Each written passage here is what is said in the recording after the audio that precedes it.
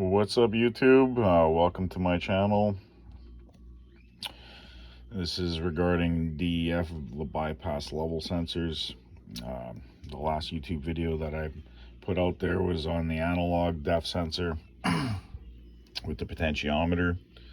This guy here, this exact one I built probably over a year ago, and I've done extensive testing on it, and it has worked absolutely fabulous for what people need to get around having to buy a complete tank, because they don't sell the individual replacement sensor, and you end up having to buy the entire tank for $3,000. So you spend 150 bucks, 200 bucks, depending on which model you buy from me, and you can continue down the road without any issues.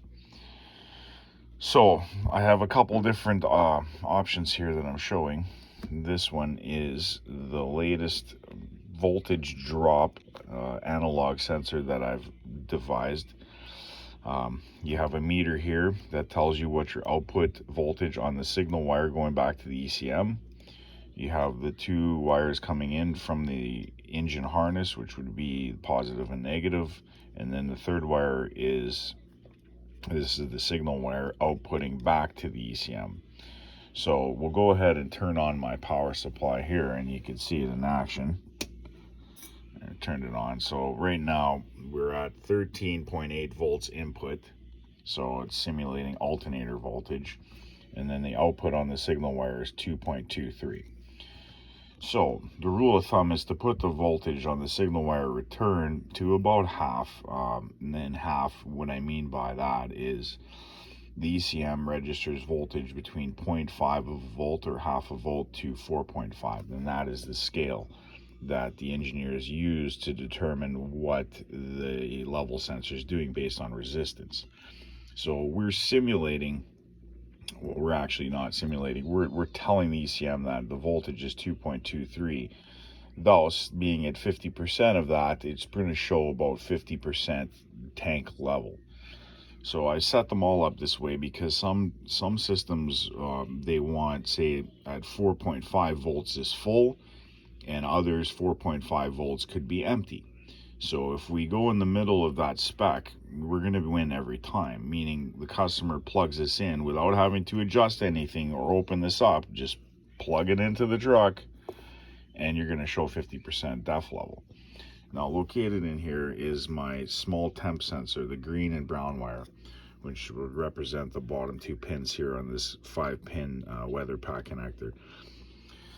That is the temperature sensor for the ECM to tell the DEF tank what the temperature of the tank fluid is. Now, of course, it's not located or submerged in the tank, but from my testing, you zip tie this next to the tank, and it pretty much is accurate as to what the ambient of the outside air temperature is going to be and what the tank temperature is going to be.